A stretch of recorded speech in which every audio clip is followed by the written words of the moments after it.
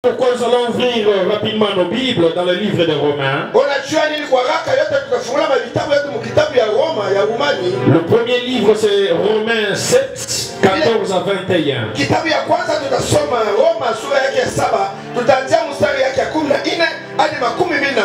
Romains 7, 14 à 21. Est-ce que vous pouvez se tenir debout pour honorer la parole de Dieu?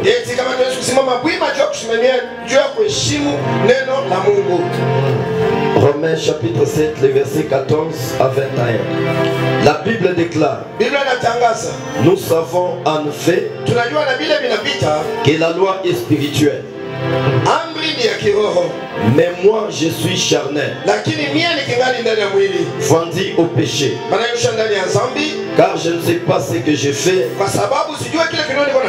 Je ne fais point ce que je fais. Et je fais ce que j'ai haï. Or, si je fais ce que je ne fais pas, je reconnais par là que la loi est bonne. Et maintenant ce n'est plus moi qui le fais, mais c'est le péché qui habite en moi. Ce qui est bon, je le sais, n'habite pas à moi, c'est-à dire dans ma chair. J'ai la volonté, mais non le pouvoir de faire le bien. Car je ne fais pas le bien que je fais, et je fais le mal que je ne fais pas. Et si je fais ce que je ne fais pas, ce n'est plus moi qui le fais, c'est le péché qui habite en moi. Je trouve donc en moi cette loi. Quand je veux faire le bien, le mal est attaché à moi. Amen. Et vous pouvez aussi ajouter Romains 7, le prochain livre. Romains 8, pardon. Romains 8, 15 à 21 aussi. Nous lisons la parole de Dieu. Amen. Et vous n'avez point reçu un esprit de servitude pour être encore dans la crainte, mais vous avez reçu un esprit d'adoption par lequel nous crions Abba Père. L'Esprit lui-même rend témoignage à notre esprit que nous sommes enfants de Dieu. Or, si nous sommes enfants, nous sommes aussi héritiers. Héritiers de Dieu et co-héritiers de Christ. Si toutefois nous souffrons avec lui, afin d'être glorifiés avec lui, j'estime que les souffrances du temps présent ne seraient être comparées à la gloire à venir qui sera révélée pour nous. Aussi la création attend-elle avec Fils de Dieu.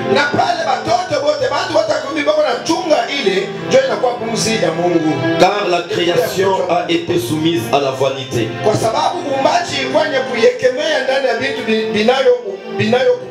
non de son gré, mais à cause de celui qui a soumise,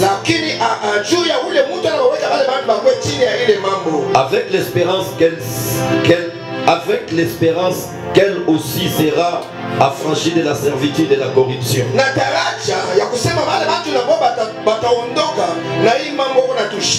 pour avoir part à la liberté de la gloire des enfants de Dieu. Amen.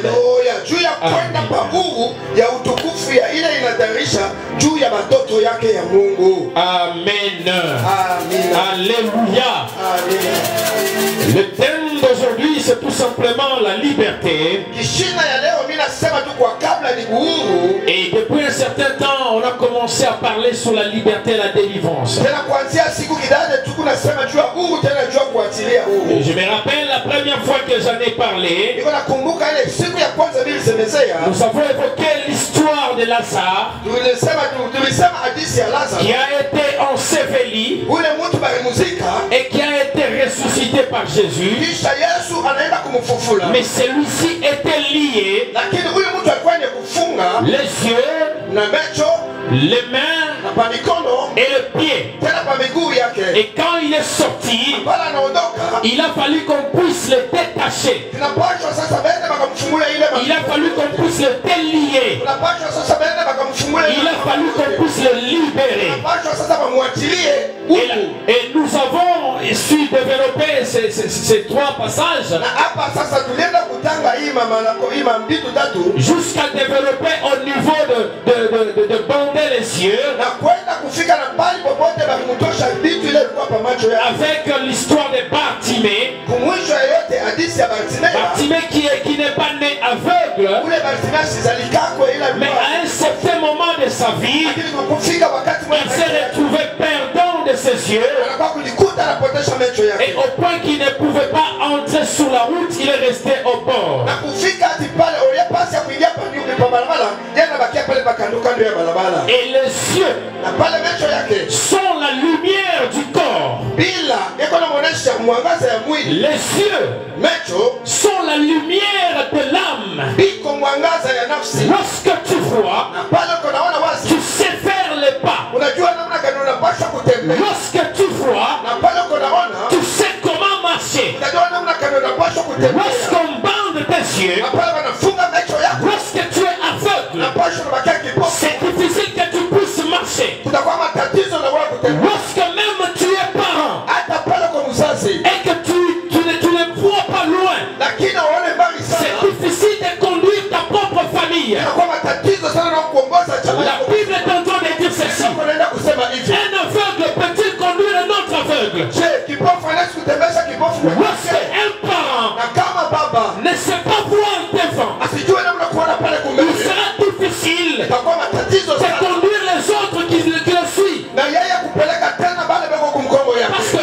étant parent, étant leader, sababu na pale kwa mtu ya kwanza tu es censé voir devant. wewe unapaswa kuona paka kumbele, Parce que c'est toi qui conduis le peuple. kwa sababu wewe ndio unaongoza Parce que c'est toi qui conduis la famille. kwa sababu wewe ndio unaongoza, Parce que c'est toi qui conduis tes enfants. kwa sababu wewe ndio unaongoza. Mais si tu ne vois pas, Lakini kama uone ça wazi, te sera difficile. kwa matatizo sana. Je vous donne l'exemple Nakupatia mfano de moja ce prophète ya kusema huu nabii qui a été chargé ule wampatia pour aller maudire le peuple kwenda d'Israël. kukaloka watoto yake Israeli, Il ne voyait pas devant. asitaka kuona kule kumbele, Mais lakini le cheval sur lequel il était monté, ule punda faraja le cheval le voyait devant. faraja alikuwa kuona kumbele, Mais le problème c'était quoi? lakini matatizo yalikuwa nini? Celui qui conduisait le cheval, Ule alikuwa il ne voyait pas ce qui est devant. asitaka kuona kile kwa Mais le cheval voyait ce qui est devant. lakini faraja alikuwa kuona kile kwa Alors il se trouve que, na pale alikuwa kulipa parce qu'il n'a pas bien vu, kwa sababu yashone il mzuri sana, commence à fouetter le cheval. anaanza kupiga faraja Aussi longtemps que le cheval n'avance pas, akingala yeye asitaka kushuka parce que lui voit ce que lui ne voit pas. kwa sababu yako naona ile kwenye C'est pourquoi, bien-aimé dans le Seigneur, mpendwa katika Bwana, nous devons ouvrir les yeux. napaswa kufungula macho. Dieu doit nous montrer Mungu anapaswa ce kusema qui est devant. ile kwa kumbele. Lorsque tu es parent, Kama kwa baba ne mzazi, fais pas de sorte que watu fanye les enfants voient mieux que toi. watoto waone wazi. Lorsque tu es parent, Kama kwa ne mzazi, fais pas de sorte que hapana kufanya les enfants puissent entrer ou voir ce que toi tu ne vois pas. watoto waingie fasi Parce que tu te retrouveras sababu utakuwa en kulikuta train de punir unaenda kufukuza là où il n'a pas fallu punir. parfois je peux pas kufokea. C'était le problème de Bartimée. Sasa kulikuwa hivi mambo ya Il ne voyait pas. asipatake kuona. Et nous avons vu dans le livre de Psaumes Na tuona ile kitabu ya Zaburi qui dit que tu jouis du travail de tes mains. ile kunasema utafurahi na kazi ya mikono Et yako. quand on parle que Lazare, Tunasema Lazaro mikono yake ilikuwa ni il kufunga. a été difficile pour lui de se réjouir du travail de ses mains. Ilikuwa matatizo kwa maisha yake kwenda kufurahi na Et nous avons développé en disant que il y a des travail que tu peux faire. na pale tunaenda kunenepesha kusema Si tes mains sont liées, ambayo hilo nasukana, lakini ça sera difficile d'avoir une rémunération. eti ya kufunga utakuwa na matatizo ya kupata mshahara. Même si tu es rémunéré, Hata kama wanakupatia mshahara, le salaire est dissipé par des problèmes de la vie. ile makuta yanaenda kusambalana na mateso yako na tembea na maisha. Ce sont des signes qui montrent que Ndio kule kuna avons parlé au niveau du pied en disant ceci. Que là où vous la plante de tes pieds, je te le donne en possession. Mais lorsque tes pieds sont liés, c'est difficile que tu puisses fouler le sol. Parce que tes pieds sont liés. Alors nous avons déclaré que tes yeux soient ouverts au nom de Jésus. Que tes mains soient liées au nom de Jésus. Que tes pieds soient liés au nom de Jésus. Et que tu sois affranchi totalement au nom de Jésus. Et ce matin, nous allons revenir sur le thème de la liberté. D'entrée des jeux, j'aimerais tout d'abord définir le thème. La liberté. Lorsque nous consultons les dictionnaires, la première définition qu'on nous donne, la liberté, c'est tout simplement l'indépendance. L'indépendance. Parce que tu ne peux pas dépendre de quelqu'un. Il y a des textes bibliques, en l'occurrence même ceux que nous venons de lire, qui démontrent que lorsque quelqu'un est captif, il ne dépend plus de sa propre volonté, mais il dépend d'une autre volonté que la sienne. Alors quand tu es affranchi, quand tu es libéré, tu dépends de toi-même. La deuxième définition, c'est juste l'autonomie. Tu es toi-même dans ce que tu fais. Tu n'as pas une oppression extérieure qui te pousse à le faire. La troisième définition qui m'a beaucoup plu, c'est la possibilité ou le pouvoir d'agir sans contrainte. Alléluia. Donc on ne t'a pas contraint à faire cela. Tu es libre de le faire ou de ne pas le faire. Paul est en train de dire, ce que je fais, je ne le fais pas, mais je fais ce que je ne veux pas. C'est qu'il est contraint à quelque chose qui le pousse à étouffer sa propre volonté. Et l'autre définition, la dernière, c'est le pouvoir à disposer de sa propre personne. Le pouvoir à contrôler sa propre personnalité. Le pouvoir à contrôler son être. Lorsque ton corps te pousse à pécher, mais si ton esprit est affranchi, si ton esprit est libéré, il impose au corps de résister au diable parce qu'il a été affranchi et libéré. Alléluia. Alléluia. Ainsi déjà à travers cette définition, j'aimerais déjà que tu puisses retrouver ton pouvoir au nom de Jésus. Je voudrais déjà que tu aies ton indépendance au nom de Jésus. Je voudrais que tu aies ton autonomie au nom de Jésus. Je voudrais que tu puisses agir sans contrainte au nom de Jésus. Et je le dis sur le plan spirituel, sur le plan physique, et même sur le plan matériel. Que tout ton domaine soit libéré au nom de Jésus. Alors nous avons lu des textes ici. Le premier texte c'est dans le livre de Romains 7, 14 à 21.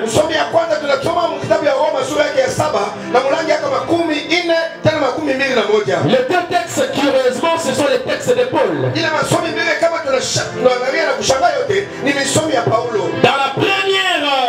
Dans la première lecture, il y a deux formes de loi que Paul est en train de nous présenter. La première forme de loi qu'il nous montre, c'est cette loi qu'il appelle la loi spirituelle. Il dit la loi est spirituelle. Mais moi je suis charnel. Vendu au péché. Cette loi spirituelle, c'est ce que Dieu nous a donné. C'est ce que Dieu nous donne. Afin que nous puissions la suivre et avoir une vie sauve. Lorsque tu suis cette loi spirituelle qui te préserve du péché, qui te préserve du mal, c'est alors que tu vivras. Parce qu'il dit dans cette loi, honore ton père et ta mère et tu vivras longtemps. Il dit dans cette loi, tu ne voleras point, tu ne détourneras point, tu ne prendras pas la femme de ton prochain, tu aimeras ton prochain comme tu t'aimes toi-même. C'est cette loi-là qui est spirituelle et qui nous amène à vivre selon les desseins de Dieu. Et lorsque tu respectes cette loi-là, tu auras la vie sauve. Alléluia. Alléluia. Alors Paul est en train de voir cela. Il se trouve heurté à la chair. Il se trouve cogné à l'obstacle de la chair. La Bible est en train de dire la chair, le désir de la chair est contraire au désir de l'esprit. Lorsqu'une personne est charnelle, il est difficile pour cette personne de vivre selon l'esprit. Alléluia. La deuxième forme qui nous présente, c'est la loi de la chair. Que j'étais déjà en train de dire, cette loi de la chair est imposée par le diable à travers le péché que nous commettons. Comment est-ce que cette loi entre dans nos vies? C'est lorsque nous cédons aux tentations de la chair, aux tentations du diable. Le diable ne va pas venir t'imposer à faire quelque chose. Il vient, il te propose la chose à faire. Si ton corps trouve bon de le faire directement, ça donne le pouvoir au diable d'avoir accès sur toi.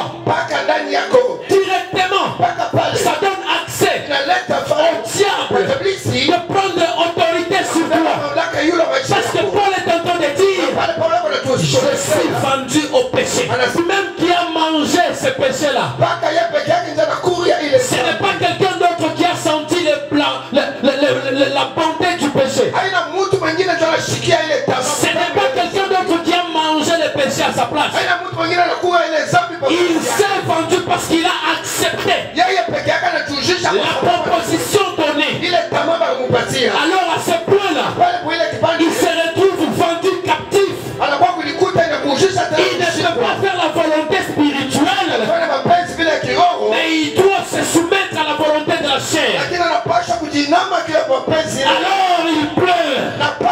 Paul est en train de pleurer en disant, misérable que je suis, qui me sauvera, qui me délivrera de ce corps de mort, qui me délivrera de ce corps de péché, qui me délivrera de ce corps qui m'amène à la perdition, qui me délivrera de ce corps captif. Alléluia. Heureusement, ce que j'ai aimé, c'est lui-même qui a écrit le 8e chapitre. Il a écrit le 7e chapitre qui nous a présenté la loi, comment il est en train de souffrir pour la surmonter. Mais arrivé au 8e chapitre, Paul commence en disant que nous n'avons pas reçu un esprit de servitude. Je déclare déjà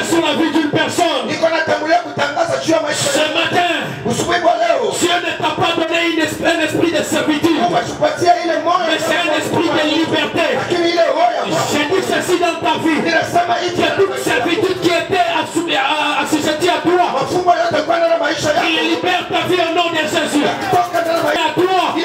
Parce que l'esprit que nous avons reçu, ce n'est pas l'esprit de l'esclavagisme, ce n'est pas l'esprit de prisonnement, mais c'est l'esprit de liberté. Alléluia. Alléluia. Et il ajoute en disant que la loi, lorsque tu la respectes, tu arrives à t'affranchir toi-même et tu affranchis la création. Alléluia. Parce que j'ai suivi cette lecture-là. Et je vous rassure, depuis que j'ai commencé à prêcher, c'est la seule lecture qui m'a compliqué pas mal. Je suis allé faire recours à l'archevêque.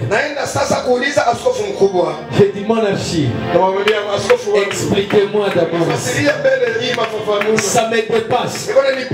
Comment expliquer que la création attend que toi tu sois libéré pour que cette création aussi participe à la liberté? Et j'ai aimé, on dit des fils de Dieu, les enfants de Dieu. Alléluia. C'est-à-dire ton corps à toi attends d'abord que ton esprit à toi soit affranchi pour que ton corps soit aussi libéré. Ton corps est une création de Dieu. Non, tu ne m'as pas compris. Pour que ton corps ne puisse pas tomber dans la perdition. David est en train de dire, Seigneur, ne permets pas que mon corps soit voué à la perdition. Ne permets pas mon corps soit voué à la destruction. Mais en réalité, David était mort. Et puisque nous savons, quand quelqu'un meurt, son corps se détériore, il pourrit. Je vous rassure, ce n'est pas de ça qu'il parle. Il parle de cette résurrection-là. Bien-aimé dans le Seigneur, lorsque ton esprit est affranchi, lorsque ton esprit est libéré, au moment venu de Christ, lorsqu'il viendra prendre ses seins, ton corps viendra à la vie. La Bible déclare, lorsque Jésus est passé à la mort, nous avons vu le corps des saints marcher. Ce sont les corps qui ont été affranchis. On n'a pas vu le corps des méchants marcher. Pourquoi? Il n'était pas libéré. Il n'était pas affranchi. Il a fallu que ton esprit d'abord soit libéré pour que tu puisses libérer toute la création. Il faut d'abord que ton esprit soit affranchi pour que tous ceux qui suivent ton esprit puissent aussi être affranchis. Il est difficile de vivre la liberté en ayant un esprit captif. Parce que les gens pensent que la liberté c'est de marcher. Mon corps est en train de marcher là. J'ai à manger à la maison.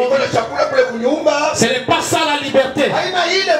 Cherchez premièrement le royaume des cieux et le reste vous sera donné par-dessus.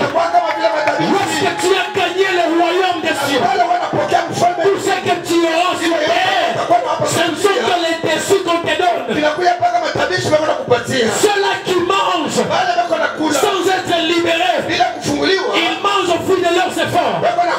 Toi, tu ne m'as pas compris. La Bible déclare, pendant que les enfants de Dieu s'endorment, pendant que les enfants de Dieu sont dans le sommeil, lui, le Dieu tout-puissant, il ordonne au son du monde, il ordonne aux corbeaux de travailler à leur place. Pendant que eux dorment, lorsqu'ils vont se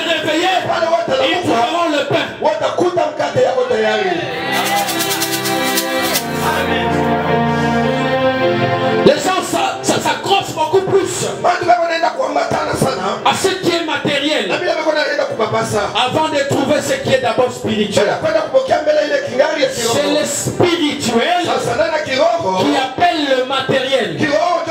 Lorsque ton spirituel n'étiquette pas sur le matériel, c'est vraiment difficile. Tu n'as jamais vu quelque part là où on fait offre d'emploi, on cherche vraiment quelqu'un. Ils ont établi tous les critères possibles. Et curieusement, tu as rempli tous les critères aussi. On fait les tests, tu as réussi. Mais au niveau de te prendre,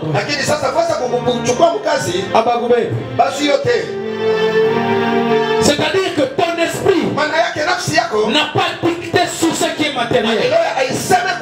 Le matériel a réussi. Ton corps a réussi. Ton intelligence a réussi.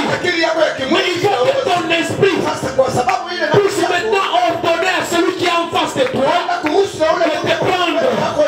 Alléluia. Lorsque tu as besoin de quelque chose, tout d'abord, ton esprit doit imposer ton autorité face à l'autre. Vous vous êtes jamais demandé, posé la question de savoir comment expliquer qu'il y a des fois on chasse les démons. Le démon, pour fuir, pour partir, il faut qu'il voie que celui-ci qui me donne l'ordre, il est supérieur à moi et il est affranchi. Parce que sinon les démons te répondront. Toi qui me chasses là, tu as oublié l'impudicité que tu as fait hier. Toi qui me chasses là, tu as oublié le vol que tu as fait hier. Toi qui me chasses là, tu as oublié les mensonges que tu as fait hier. C'est pourquoi, avant de chasser un esprit, tu dois d'abord toi-même te mesurer.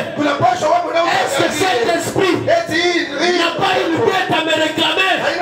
Est-ce que cet esprit n'est pas celui qui m'a emprisonné aussi? Alléluia. Que la liberté soit avec nous. Ah, quelle parole! Félicitations. Alors, j'étais déjà en train de le souligner en disant que ta liberté de ton être dépend complètement de la liberté de ton esprit. Lorsque Christ est monté à la croix, tout d'abord c'était de libérer nos esprits qui ont été retenus captifs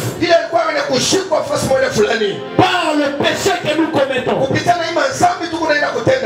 Parce que d'après quelques analyses, tous les péchés que nous commettons, c'est en dehors du corps. À l'exception d'un seul péché qui est l'impudicité, qui touche et le corps et l'âme et même l'esprit. Alléluia. Et quand Christ est parti à la croix, la chose qu'il a voulu faire en première position, c'est libérer nos esprits. Parce que la Bible déclare Dieu est esprit. Et ceux qui doivent l'adorer doivent l'adorer en esprit. La première des choses, l'œuvre de Dieu et de Christ, ce qu'il a fait à la croix, c'est de donner la liberté à nos esprits.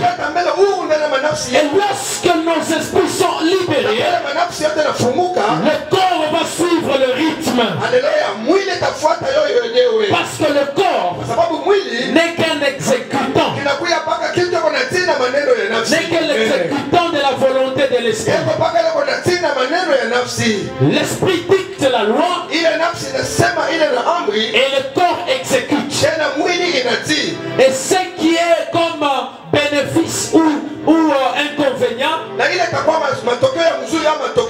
celui qui les reçoit, ce n'est ni l'esprit, ce n'est ni le corps, mais c'est l'âme. Écoutez, la Bible déclare, l'âme qui pêche, c'est l'âme qui mourra. Mais ce n'est pas l'âme qui est venue voler. Ce n'est pas l'âme qui est venue mentir. Ce n'est pas l'âme qui est venue, je ne sais pas, tuer. C'est le corps qui a tué. Parce que ça a exécuté une volonté venant de l'hiérarchie. Et les conséquences retombent sur l'âme.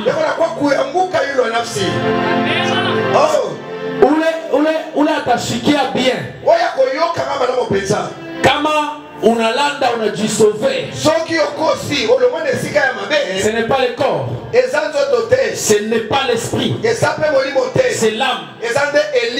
C'est lui qui va bien sentir. Quand on arrive, on a dû retrouver. Ce n'est pas le corps, ce n'est pas l'esprit, c'est l'âme. C'est pourquoi l'âme qui pêche, c'est cette âme qui mourra. L'âme qui a accepté le plaisir de la chair, c'est cette âme-là qui mourra. L'âme qui a accepté de faire souffrir le corps pour faire grandir l'esprit, c'est cette âme-là qui vivra. L'âme qui a accepté de combattre contre les désirs de la chair, c'est cette âme-là qui vivra. Alléluia. C'est pourquoi nous devons combattre contre les désirs de la chair afin de faire penser de toutes ces actions. Lorsque l'esprit conçoit pour avoir la liberté ou bien pour être captif, le laboratoire, ce sont tes pensées. Dans tes pensées où tout se passe. C'est dans tes pensées où se passe la délibération. Soit tu acceptes, soit tu refuses. Mais si tu acceptes, tu passes directement à l'emprisonnement. Si tu refuses, tu acceptes d'être libre. Et même quand je te prêche la parole, ça passe dans tes pensées. Tu réfléchis. Tu te dis, bien la scène. Si tu acceptes, tu passes de la captivité à la liberté. Je te prêche Jésus. Je te présente Jésus. C'est lui qui libère. C'est lui qui affranchit. C'est toi maintenant d'accepter dans tes pensées Jésus est comme Seigneur et Sauveur. Jésus est mon Sauveur. Ou bien Jésus n'est pas mon Sauveur. Moi je ne viendrai pas de mettre mes notes. Accepte Jésus. Jamais de la vie. La Bible déclare, je mets devant toi le chemin de la vie et le chemin de la mort. C'est lui qui choisit la vie, vivra. C'est lui qui choisit la mort, il va mourir. Tout dépend de toi maintenant.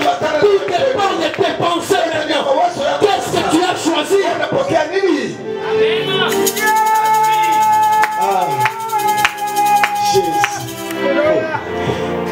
Sois béni. Et lorsque on conçoit une pensée pure, directement, la conséquence, c'est une action pure. Lorsque tu conçois une pensée sale ou mauvaise, la conséquence c'est l'action mauvaise. Tout ce que nous voyons d'abord physiquement par rapport aux actes de quelqu'un, assurez-vous c'est le fruit de ses pensées. Alléluia. Ça commence par la pensée. pensées. Je vous avais dit l'autre fois, Muntu kama na kuchambula ushiseme asema no ninju alikuwa na kishilani. Il a conçu cela dans ses pensées. Muntu kama anakuiba ushiseme se no ni circonstance ya mupuse kuiba. Il a conçu cela dans ses pensées. Parce que c'est dans ses pensées qu'il pouvait accepter de voler ou qu'il pouvait refuser de voler. La même réaction. Les autres l'ont refusé, mais toi tu l'as accepté. Je me souviens, un jour j'étais au bureau. Je vous ai toujours dit cela. Un jour il y a eu un cop. Quand tu fais quelque chose de mal, une âme qui accepte la liberté va accepter aussi la repentance. Tant que tu n'as pas encore accepté la repentance, l'âme demeurera captive, l'esprit demeurera captif, et ça sera difficile d'avoir la liberté. La repentance amène la liberté. La repentance amène l'affranchissement. Lorsque tu te répands avec toute amertume, tu reçois la liberté. Et quand la même occasion est revenue deux fois, je vous ai dit ça l'autre fois, l'archevêque m'a envoyé aller prendre l'argent quelque part. L'Indien m'a donné l'argent. Je suis venu avec ça jusqu'ici. L'archevêque me dit donne celui-ci, donne celui-là. Je me retrouve avec surplus de 120 $. Indien anapitisha 120 $.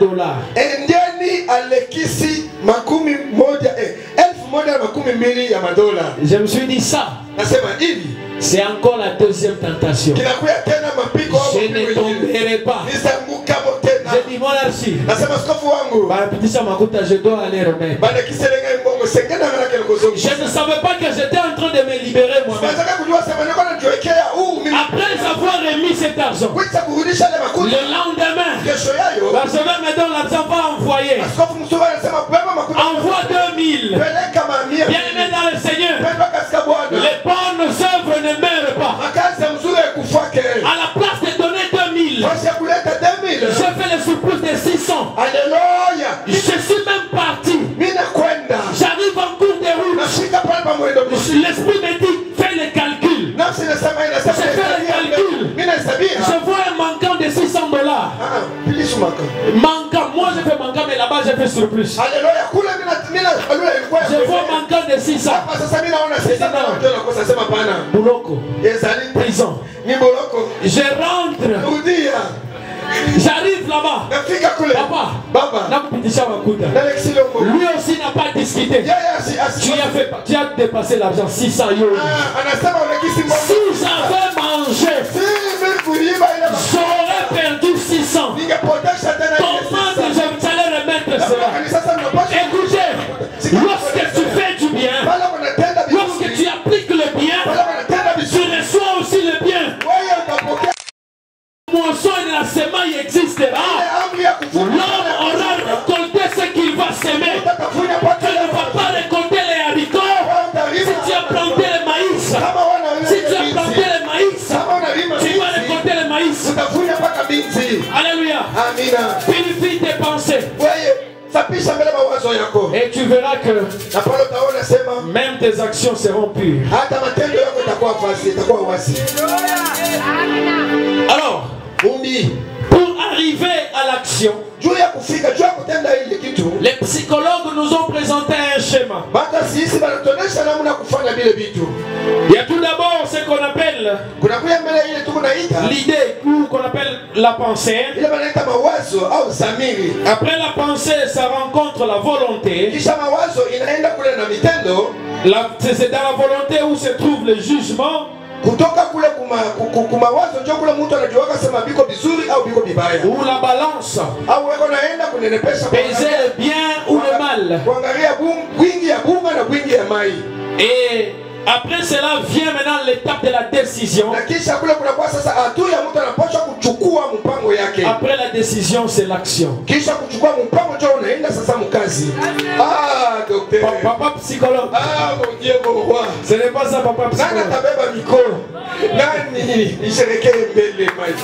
Alors, quel enseignement. Ce psychologue nous a dit ceci. L'idée lorsqu'elle est donnée, ça vient comme ça. Celui-ci propose et l'autre propose. Parce que l'être humain, il a deux êtres qui lui proposent les idées. Il y a Dieu, il y a le diable. Alors, quand on propose les idées, allons à l'église. Il y a l'idée du diable qui vient. Non, tu dois suivre la série. Tu as raté la série Moussemen.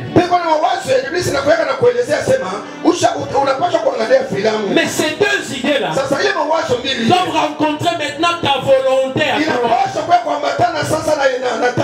Ton jugement à toi. Qu'est-ce que tu veux? Tu es fait de quelle nature? Tu es de la nature de Dieu ou tu es de la nature du diable?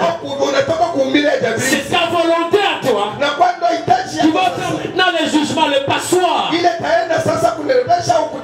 Ce qui va passer pour arriver à la décision. Si tu décides dans le jugement là-bas de dire que j'irai à l'église, tu as jugé, mais tu n'as pas encore décidé. Il faut maintenant que ça arrive maintenant. Le point de la décision. Je décide d'aller à l'église. Donc j'annule les autres programmes. Et le psychologue appelle celui qui décide un décideur. Celui qui est déterminé. Celui qui est persuadé. Et celui qui décide sans passer à l'action. On l'appelle le velléitaire. Il y a des gens, ils ont la volonté, ils ont accepté la pensée, ils se sont décidés d'aller à l'église, mais pour pratiquer, jamais. Alléluia. Amen. Écoutez, c'est facile d'avoir la volonté. Paul est en train de dire, j'ai la volonté à moi. J'ai la volonté de faire le bien. Mais je ne fais pas le bien que je veux. Je fais le mal que je fais. Qu'est-ce qui se passe? La vérité c'est que Paul, dans sa décision, il y a un problème. Parce que la loi de la chair se termine au niveau de la décision. Ça ne traverse pas les dimensions de la volonté et les dimensions des idées. La chair, quand on te dit non, réveille-toi, tu vas prier à minuit. La chair te donne sa loi. C'est beaucoup bien. Tu dois dormir, ta chair est faible. C'est une loi qui assujettit ton corps au sommeil. Pendant que toi, tu as une volonté de prier. Ton esprit a la volonté de prier. Mais c'est difficile de pratiquer cela. Alors beaucoup de chrétiens, ils aiment la prière, ils aiment la prédication, ils aiment parler en langue, ils aiment cela. Mais pour arriver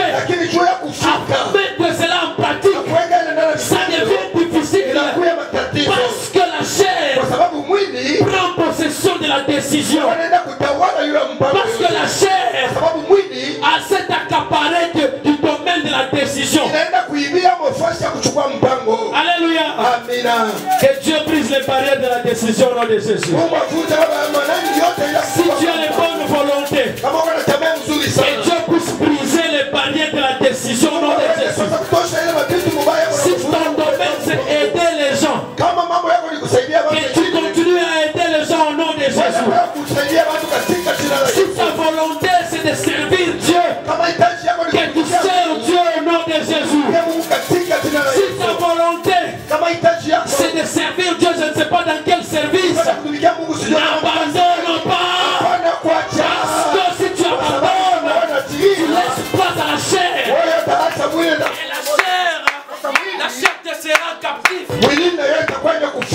Alléluia.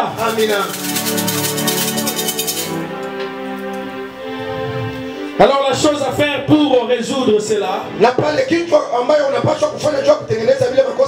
c'est de purifier nos pensées. Parce que si seulement nous avons des pensées pures, si nous avons des pensées propres, nous aurons aussi des actions propres. C'est pourquoi Jésus est venu avec l'idée de la repentance qui signifie le changement de pensée ou le changement de mentalité.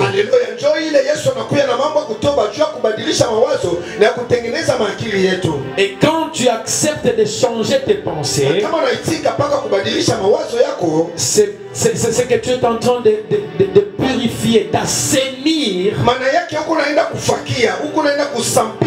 ce qui doit venir de toi. Parce que en réalité, il faut avoir toujours une pensée pure. Celui qui pense à faire le mal, Jésus le dit, il a déjà fait. C'est pourquoi que nos pensées soient pures. Celui qui pense à voler, qu'il a déjà volé. Celui qui pense à commettre l'impudicité, il a déjà fait. Purifions nos pensées. Alléluia. Alléluia. Alors, avant de clore, j'aimerais nous donner les 4 étapes ou les 4 clés de la liberté. Les 4 clés de la liberté. La première clé, c'est accepter le Seigneur Jésus-Christ comme sauveur et Seigneur et sauveur. Accepte Jésus. Je ne serai pas obligé de lui prêcher les liens de famille. Si tu acceptes Jésus, je ne vais pas te prêcher les liens de famille. Je ne vais pas te prêcher les liens de famille. En te prêchant les Jésus ressuscité, les liens de famille tombent de soi. En te présentant Jésus, la pauvreté tombe de soi. En te présentant Jésus, les mensonges tombent de soi. La captivité tombe de soi. Parce qu'il n'y a aucun nom qui a été souverainement élevé. Si ce n'est que le nom de Jésus, c'est le Jésus qui a franchi. Il faut d'abord l'accepter comme Seigneur et Sauveur. Usichunge nikwambia sema tushimame sasa tuanze kuvunja. Ule atavunja haina weye.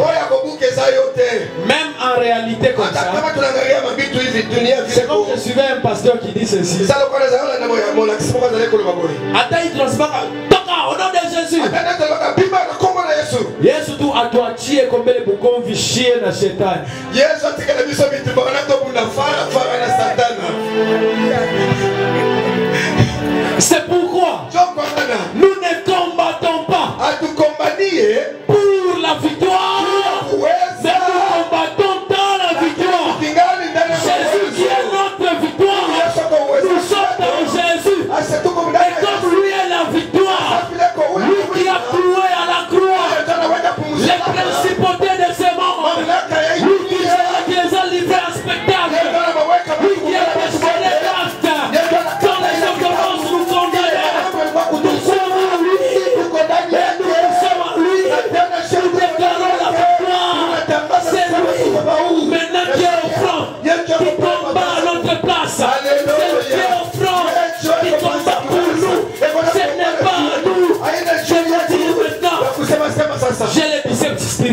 nazali bapakia molimo. Papa, Baba, je peux t'accrocher à Satan. osozo akakono ya iblisi.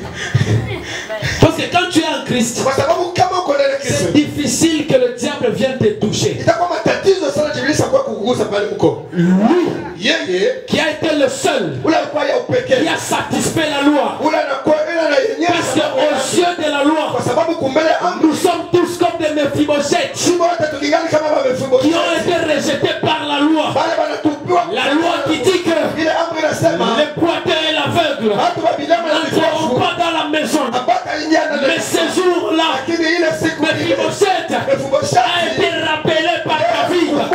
Et il dit, n'y a-t-il pas quelqu'un de la maison de Saül que je lui fasse du bien? Non pas à cause de lui, non pas à cause de son nom, mais à cause de Jonathan qui a existé, à cause de Jonathan avec qui j'ai alliance. Si Dieu doit nous faire du bien, si Dieu doit nous donner la victoire, ce n'est pas à cause de mon nom, ce n'est pas à cause de mon nom. Ça m'amène les liens de famille. S'il y a les liens de famille, c'est parce que je porte le nom Mouka. S'il y a le nom de famille, c'est parce que tu portes le nom de famille.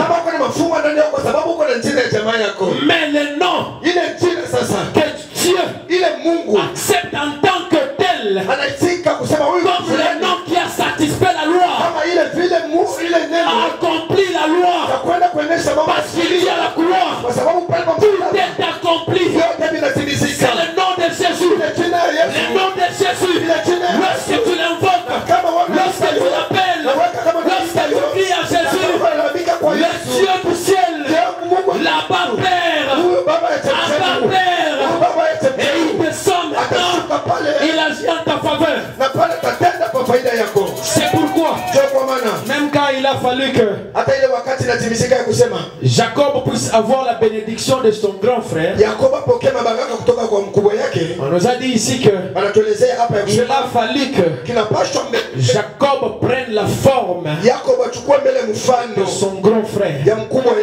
Et ce qu'il a fait, il a porté les habits de son grand frère aîné. Jésus est le premier-né dans plusieurs fils et filles de Dieu. La Bible est en train de déclarer, il est notre grand frère. Si nous devons venir vers Dieu, nous devons nous vêtir de Jésus. Nous devons nous vêtir de Jésus. Et quand Dieu va nous regarder, il verra Jésus. Il ne verra pas toi. Il verra Jésus. Il ne verra pas toi. Alléluia. Nous sommes co-héritiers de Christ. Il n'y a pas question non de père et de mère pour hériter les choses du ciel. Non, il faut être des pères et des mères. Jésus, qui a le Père céleste et la mère terrestre, il n'a pas accepté cela. Il a accepté que nous soyons héritiers de Christ. Mais toi tu es là seulement pour aller dans le tout. Non, tu dois être co-héritier de Christ. Si Christ était comme nous, il allait aussi dire, vous n'êtes pas de Père céleste, vous n'allez pas hériter. Alléluia. La deuxième clé, c'est la foi. Avoir foi en Jésus, de nous sortir de cette captivité, de cette prison. Hébreux 11 est en train de dire ceci. Or la foi est une ferme assurance des choses qu'on espère, une démonstration de celles qu'on ne voit pas. Quelqu'un qui est emprisonné, quelqu'un qui est dans la captivité, lorsqu'il a la foi qu'il a en lui, c'est quoi? C'est la liberté. Il espère la liberté. Et ce qu'il doit faire, c'est quoi? de démontrer la liberté. La foi, c'est une démonstration des choses invisibles. C'est que tu espères. C'est les choses invisibles. C'est que tu ne vois pas.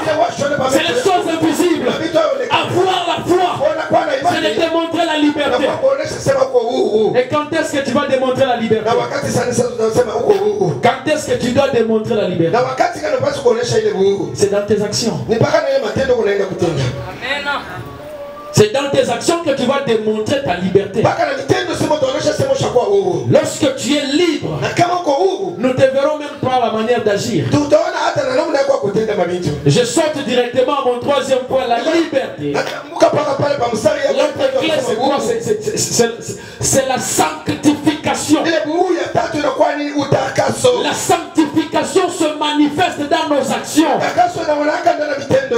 Lorsque tu dois vivre la liberté, marche dans la sanctification, marche dans la pureté, marche dans la pureté.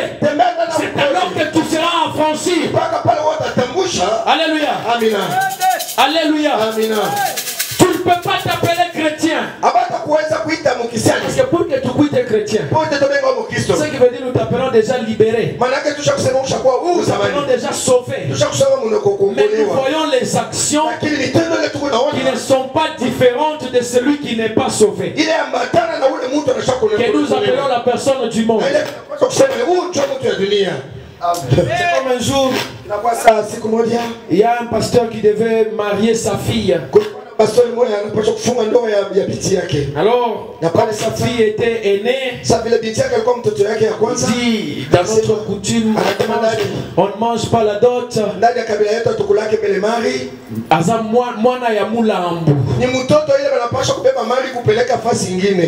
En français, c'est quoi? Ou sacrifice. Moula, c'est sacrifice, non? Donc, cette loi-là, vous sacrifiez l'enfant. À quoi? Vous ne savez pas à quoi vous sacrifiez l'enfant.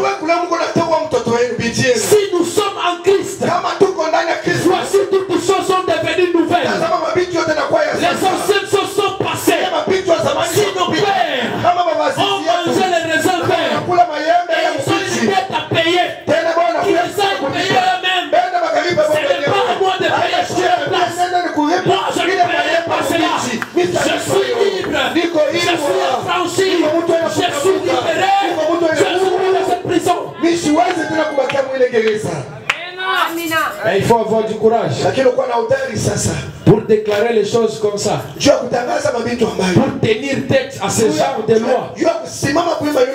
Il faut être celui qui est vêtu de Christ. Parce que quand tu te mesures à ce genre de loi, il faut savoir sur qui tu comptes. C'est pourquoi il faut se revêtir de Christ. Et pour mieux se revêtir de Christ, le corps doit être pur, afin que ton corps soit le temple du Saint-Esprit.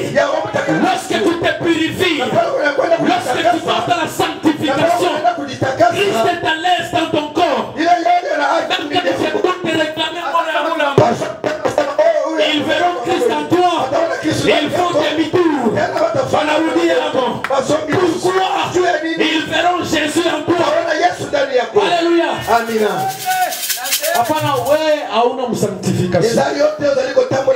Hauna mutakaso. Shida leta. Il y a quelqu'un qui est prisonnier.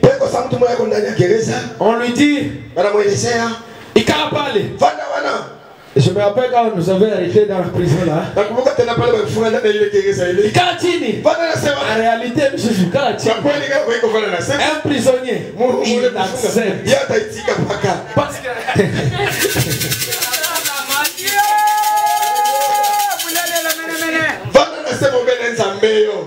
Alors, il faut être dans la sanctification pour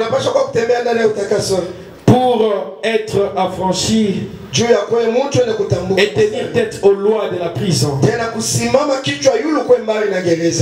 Et enfin, j'aimerais terminer avec une histoire. Il y a une histoire qui m'a été relatée. Il y avait un homme qui avait ramassé un aigle trop petit. Et cet aigle ne savait même pas voler.